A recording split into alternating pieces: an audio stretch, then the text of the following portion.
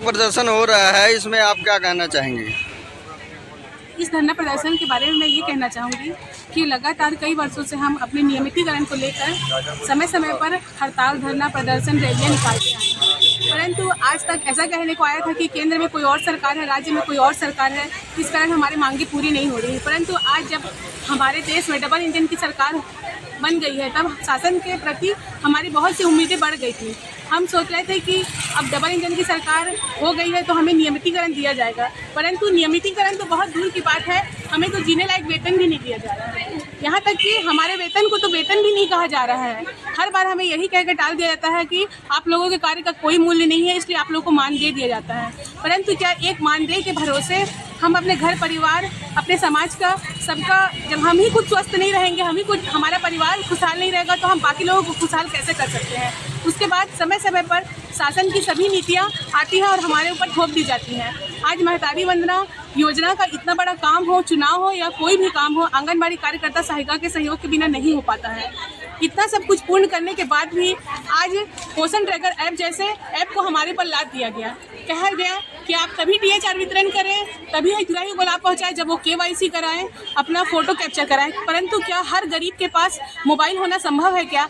और अगर मोबाइल है तो क्या सिम को में रिचार्ज कर पाना संभव है? चूँकि आज रिचार्ज का रेट इतना ज़्यादा बढ़ता जा रहा है, इसमें हम अपने काम को 100% कैसे पूरा कर पाएंगे? लगातार हमको मानदेय कटौती, बर्खास्तगी, यही सब बात की धमकी दी जाती है। तो छत्तीसगढ़ सरकार से मेरा हाथ जोड़कर निवेदन है कि या तो हमारे बारे में सोचिए या इस ऑनलाइन काम को पूर्णतः बंद करके जैसे हम लोग ऑफलाइन काम कर रहे थे वही करने दिया जाए, और जब तक हमारा नियमितीकरण नहीं होता है तब तक हमें कम से कम जीने लायक वेतन दिया जाए। कार्यकर्ता को 21,000 और सहायिकाओं को 18,000 मानदेय प्रदान किया जाए, ताकि हम अपना जीवन यापन अच्छे से कर सकें और अपने वार्ड, अपने समाज का भी उद्धार कर सके, विकास कर सके। धन्यवाद।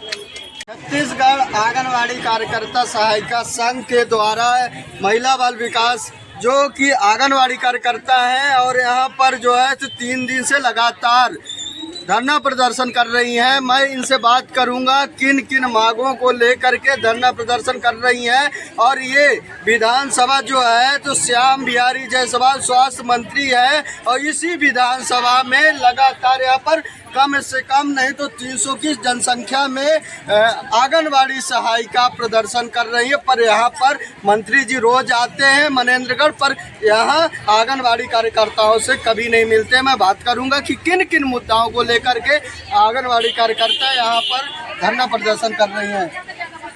आप किन किन मुद्दाओं को लेकर के जो है तो यहाँ पर धरना प्रदर्शन कर रही हैं, क्या है मांगे आपकी? सर्वप्रथम मांग तो हम लोगों की आंगनवाड़ी कार्यकर्ताओं की और सहायिकाओं की मांगे है कि हम लोगों को नियमितीकरण दिया जाए। ये हमारी शासन से प्रथम मांग है। दूसरी मांग ये है कि जितने भी कार्य होते हैं सभी आंगनवाड़ी कार्यकर्ताओं के माध्यम से इनकी शासन सफल होती है, और हमारे जो भी कार्य हैं हमारे कार्यों के माध्यम से इनके सारे कार्य सफल होने के बावजूद भी आंगनवाड़ी कार्यकर्ता सहायिकाओं के ऊपर सरकार का कोई भी ध्यान नहीं जाता है। ये हमारा आग्रह भी है, हमारा निवेदन भी है कि सरकार जब सारे लोगों को ध्यान में रखती है, सभी कर्मचारियों को, सभी विभाग के कर्मचारियों को ध्यान में रखते हुए बजट सत्र पेश करती है, तो हमारे आंगनवाड़ी कार्यकर्ता और सहायिका बहनों को इस सत्र में उन्होंने ध्यान क्यों नहीं दिया? ये हमारा निवेदन भी है, आग्रह भी है और मांग भी कर रहे हैं कि हम लोगों के सारे कार्य हैं जो शासन हम लोगों से करवाती है, जन्म से लेकर मृत्यु तक का कार्य हम लोग करते हैं। गर्भवती है, शिशुवती है, 6 माह से 3 वर्ष के बच्चे हैं, 3 से 6 वर्ष के बच्चे हैं, अनौपचारिक शिक्षा है, साथ में जो बच्चे कुपोषित होते हैं उनका भी ध्यान देते हैं। जन्म दर में भी कमी आई है, मृत्यु दर में भी काफ़ी कमी आई है हम लोगों के कारण, और शासन के सारी योजनाओं को हम लोगों ने, महतारी वंदन जैसी योजना जो आई उसको भी हम लोगों ने सफल बनाया है। सारी योजनाओं की सफलता देते हुए भी आंगनबाड़ी कार्यकर्ता सहायिका आज जहाँ पर जिस जमीन पे थी उसी जमीन पे आज तक है। तो ऐसा शासन ऐसा क्यों सोचती है? हम लोगों के ऊपर शासन का ध्यान क्यों नहीं जाता है? आखिर आपका क्या क्या मुद्दाएं हैं जिनको लेकर के आप? हम लोगों का आज का मुद्दा है कि नियमितीकरण होना चाहिए, और हम लोगों का फिलहाल जो अभी मानदेय जैसे शासन दे रही है उसमें 18,000 21,000 21,000 से कम नहीं होना चाहिए, क्योंकि जिस तरह से महंगाई बढ़ती है, महंगाई के बढ़ते हुए इस कार्यों को देखते हुए और हम लोगों के कार्यों को देखते हुए, तो हम लोग जैसे 2 और 2 का ही आदि शासन बोलते हैं कि 2 बच्चे हों और माता पिता हों, तो भाई पति है, पत्नी है, माता पिता हैं और 2 बच्चे भी हैं, तो 6 बच्चों का भरण पोषण कैसा 10,000 में पूरा होता है? जो राज्य सरकार दे रही है और जो केंद्र सरकार भी दे रही है, मिला के 10,000 ही होता है। तो एक परिवार चलाने के लिए 10,000 में आज के समय में चाय भी नहीं होती है। बच्चों को हमारे भी बच्चे हैं, हम भी चाहते हैं कि हमारे बच्चे स्वस्थ रहें, समृद्ध रहें, शिक्षा पाएं, आगे बढ़ें, और हम लोग दूसरों के लिए सुपोषण देते देते हम लोग स्वयं कुपोषित हो जाते हैं। तो हमारी मांग ये है कि शासन हम लोगों को कम से कम 21,000 अभी तुरंत में इसी बजट सत्र में पेश करे। ये हमारी उनसे मांग है। फिर जो क्रमोन्नति है, जो कार्यकर्ताओं की क्रमोन्नति है, हर विभाग में कार्यकर्ताओं की क्रमोन्नति होती है, पदोन्नति होती है, लेकिन शासन हम लोगों से पेपर लेना शुरू कर दी है। अब जो कार्यकर्ता दिन भर काम करेगी, बोझ होता है परिवार के साथ साथ गाँव का बोझ होता है, गाँव के साथ साथ सरकार की नीतियों का बोझ होता है। इतना कार्य करने के बाद वो नारी शक्ति अपना नारी बता दिया जाता है कि मतलब आप सशक्त हैं। सशक्त किस तरह से सशक्त होते हैं बताइए आप।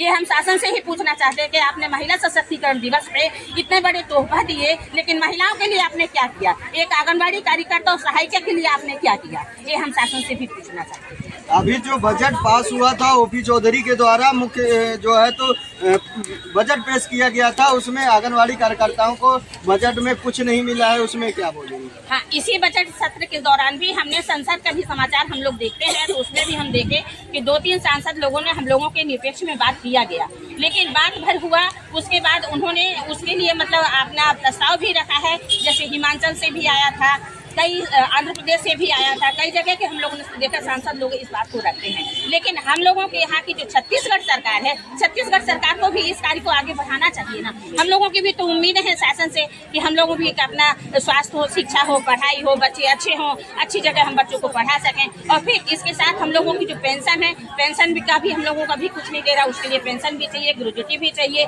हम लोगों का भी तो जीवन, जो हमारी बहन आज रिटायर्ड हो रही है, उसने 30 साल यदि इस विभाग में सेवा की है और उसके लिए 1 रुपया भी नहीं मिल रहा है, तो इससे बढ़ के दुर्भाग्य कार्यकर्ता और सहायिका का क्या हो सकता है? इसी विधानसभा से स्वास्थ्य मंत्री श्याम बिहारी हैं और आप लोग जो है धरना प्रदर्शन कर रहे हैं और बजट पास हुआ था वहां पर भी मौजूद थे, तो इसमें आप लोग क्या कहेंगे? माननीय महोदय जी से हम लोग भी ये व्यक्त करना चाहते हैं और उनसे निवेदन करना चाहते हैं कि उन्होंने ध्यान नहीं दिया है इस ओर, लेकिन अभी भी उनके पास समय है। इस बात भी अभी समय है और हमारे समय के रहते हुए हम लोगों की पूर्ति करने, वरना हम लोग हड़ताल करने पे मजबूर हो जाएंगे। मान लीजिए अगर नहीं किया जाता है तो आप लोग क्या करेंगे?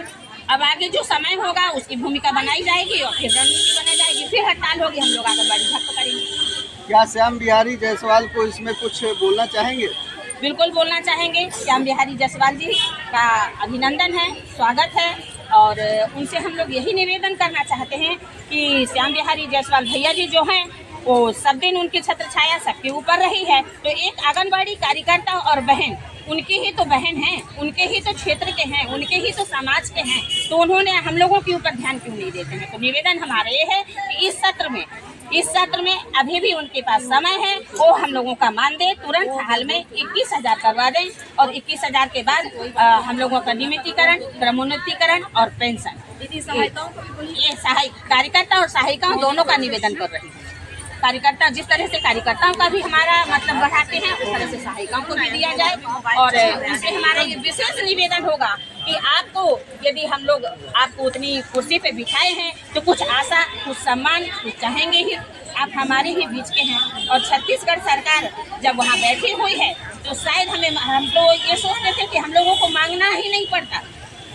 श्याम बिहारी जायसवाल भाई साहब से हमको मांगना ही नहीं पड़ता, वो तो बिन मांगे ही देते, तो शायद हम लोगों को और ज़्यादा खुशी होगी। इस निरपेक्ष में हम उनसे पुनः ये निवेदन करते हैं समस्त आंगनबाड़ी कार्यकर्ताओं की तरफ से, समस्त सहायिकाओं की तरफ से, कि हमारी बातों को गौर किया जाए, हमारे निवेदन पर ध्यान दिया जाए और हम लोगों की मांगे पूरी हो जाए। हम लोगों ने कोई इतनी बड़ी मांग नहीं मांगी है कि जो पूरी ना करते, उनके बस में है और हम लोगों के हित में, हम लोगों को हित के देखते हुए हमारा निवेदन यही रहेगा कि हम लोगों की मांगों को पूरा करें।